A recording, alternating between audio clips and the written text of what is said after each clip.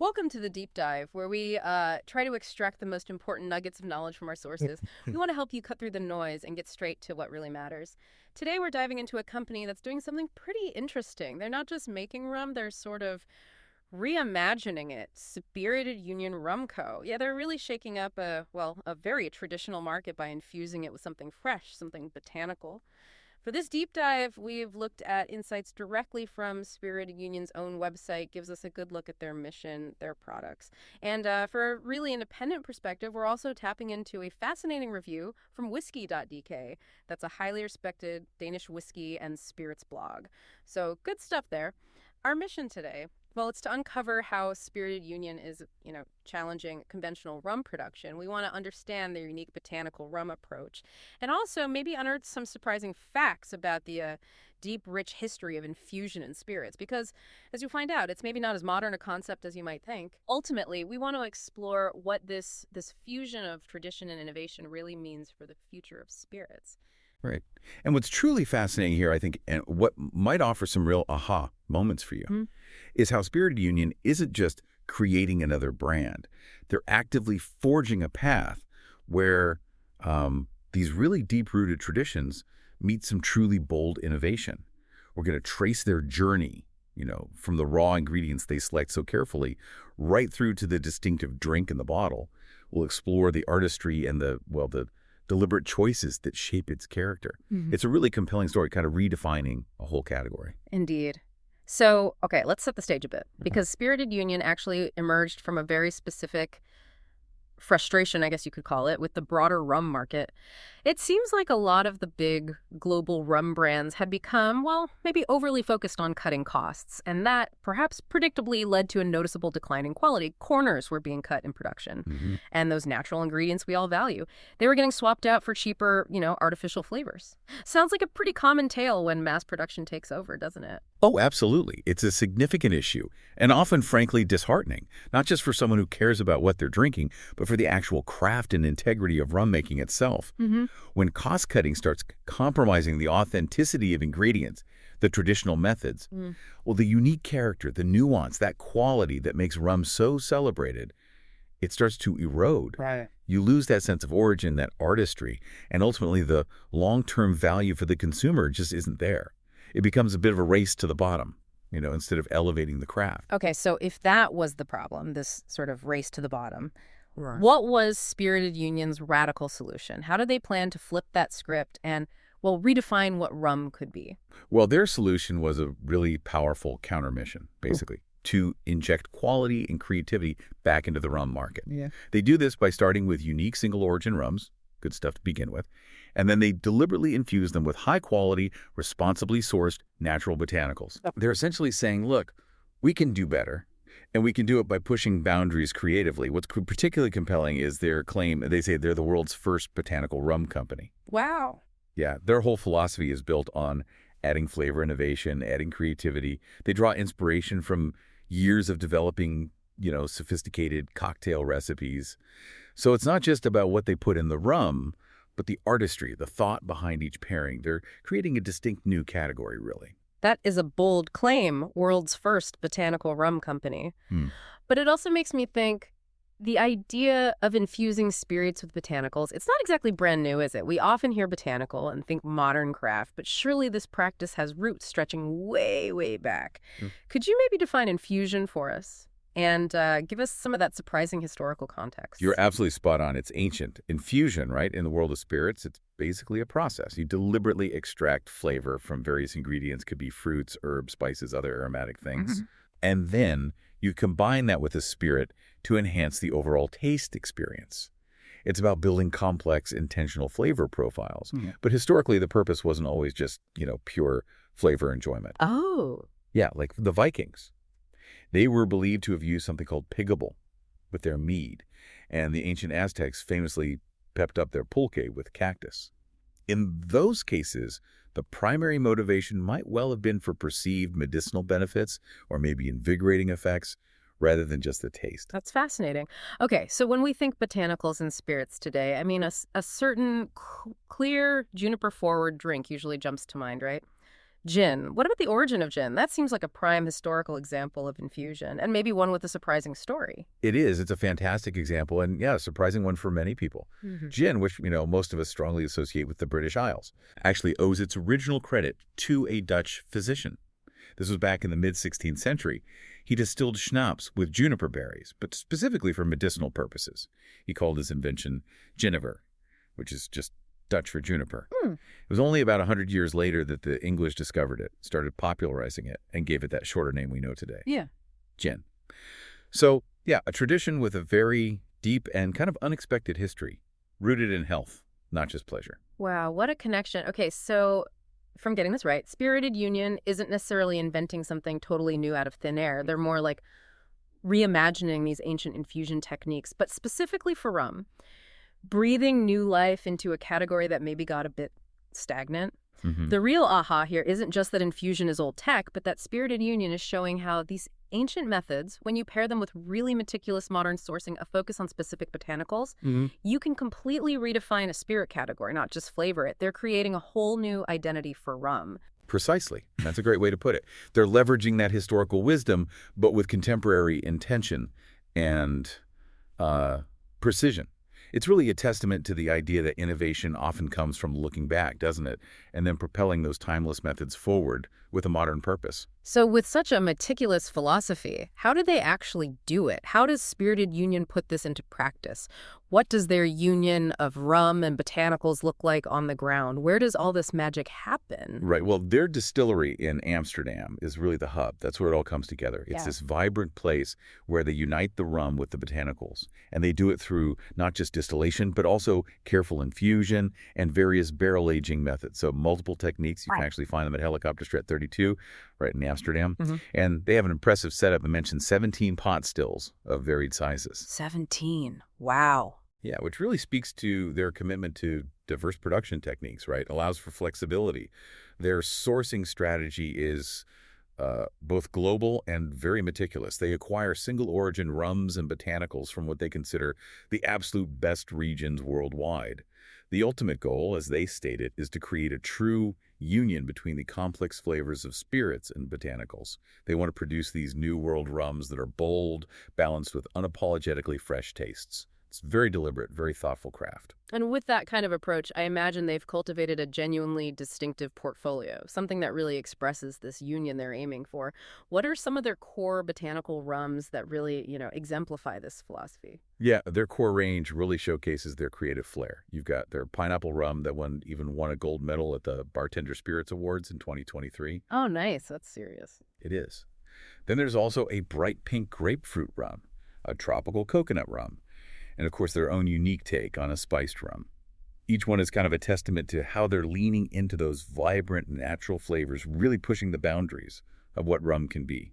But it seems like Spirited Union's vision doesn't just stop at taste innovation, right? They seem to be proving that exceptional flavor can go hand in hand with a real commitment to the planet and its people. This mission clearly extends beyond just taste. It sounds like it encompasses some pretty strong values. Absolutely. Their commitment to responsibility and sustainability seems deeply ingrained. It's founded on this belief that strength lies in unity. And that isn't just a catchy slogan. It apparently translates into working really closely with a family of local producers, embracing their passion for quality and, crucially, their care for the environment. This demonstrates a truly integrated approach to ethical production. It kind of challenges the industry, doesn't it? To prove that quality must also mean responsible at every single step. They seem to be striving to create this positive feedback loop within their entire supply chain, from the sugarcane field right to the bottle. And are there concrete actions, or is it just philosophy?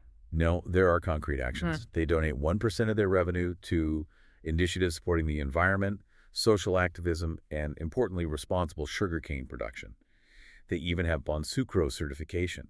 That's a global standard, ensuring sugarcane production meets these really rigorous environmental, social, and economic sustainability criteria. Okay, that's significant. Yeah, it's a strong indicator of their holistic commitment to doing things the right way. And for listeners in the U.S., you can find their products in Whole Foods Market, which definitely aligns them with those conscious consumer values. That really is a holistic approach. So, okay, for you, our curious listener, if you wanted to experience this firsthand, see this blend of innovation and responsibility in action, can you actually visit them in Amsterdam? What kind of experience do they offer? Is it immersive? Yes, absolutely.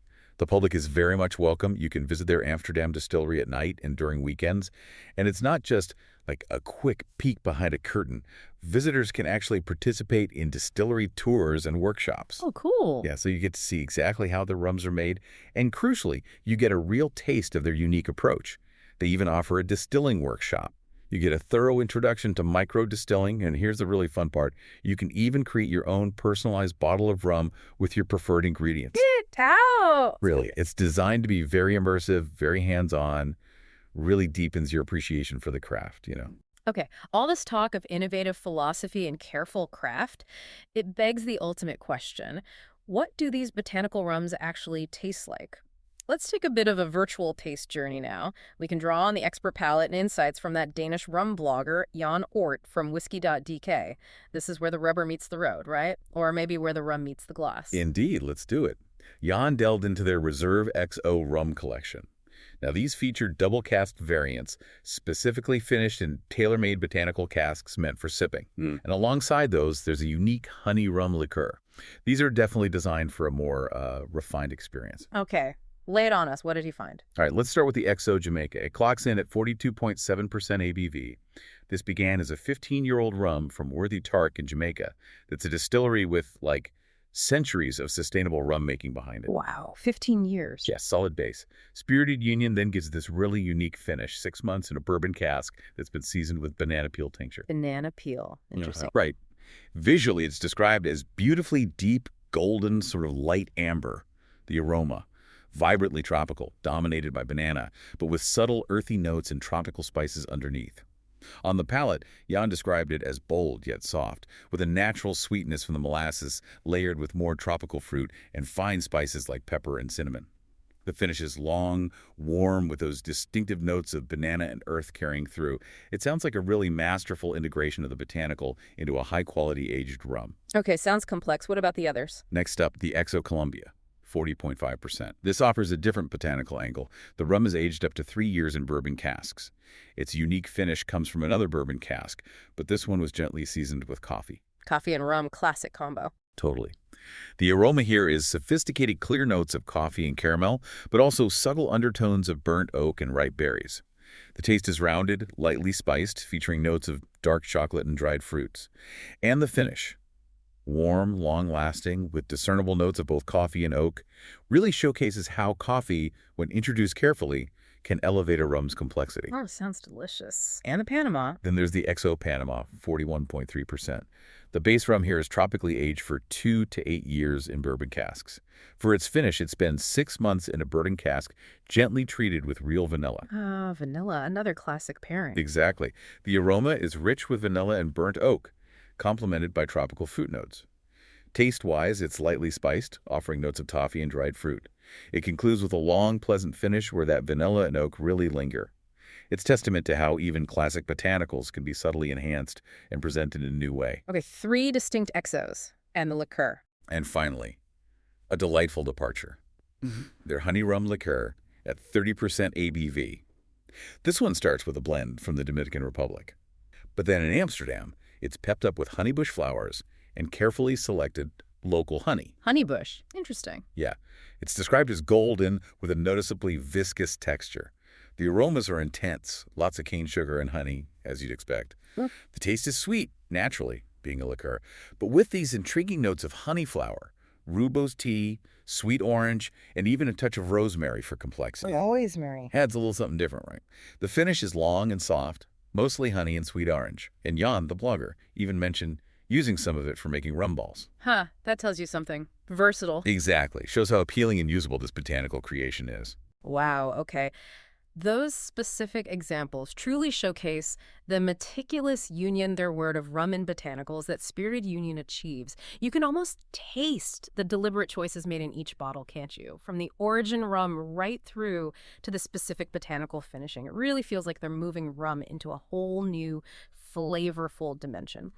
So, all right, as we wrap up this deep dive, We've journeyed through how Spirited Union is on this really innovative mission bringing quality creativity back to the rum market. Their unique botanical approach, drawing inspiration from, well, a surprisingly long history of infusion stretching back centuries. It's Yeah. genuinely making waves, and crucially, it's not just about flavor. It's backed by this strong commitment to responsibility, sustainability, creating these incredibly distinctive flavor profiles that speak to both tradition and innovation. Yeah, and if we kind of zoom out, connect this to the bigger picture, companies like Spirited Union, they really represent a broader and I think very positive trend. It's a trend towards craftsmanship, towards creativity, and also towards conscious consumption within the whole spirits industry. And this raises an important question, doesn't it, for all of us as consumers, about seeking out quality, really understanding the origin, the ethical considerations behind what we consume, instead of just settling for maybe mass-produced alternatives that might lack that integrity. It's a movement towards more intentional enjoyment, I think. Exactly. So for you, our curious listener, hopefully this deep dive has given you maybe a fresh perspective on the craft, the history behind your favorite spirits, and perhaps, yeah, influenced how you might approach your next drink choice or your next exploration into the world of spirits. It really makes you think, doesn't it? If a traditional spirit like rum can be so brilliantly reimagined through botanical infusions, through a commitment to sustainability, what other age-old products or maybe culinary traditions might be ripe for similar kind of renaissance? How might this deep dive influence your own curiosity about origins, about ingredients, even in everyday items, prompting you to seek out those bold, balanced, unapologetically fresh tastes that, honor both heritage and innovation? Definitely something to mull over until our next deep dive.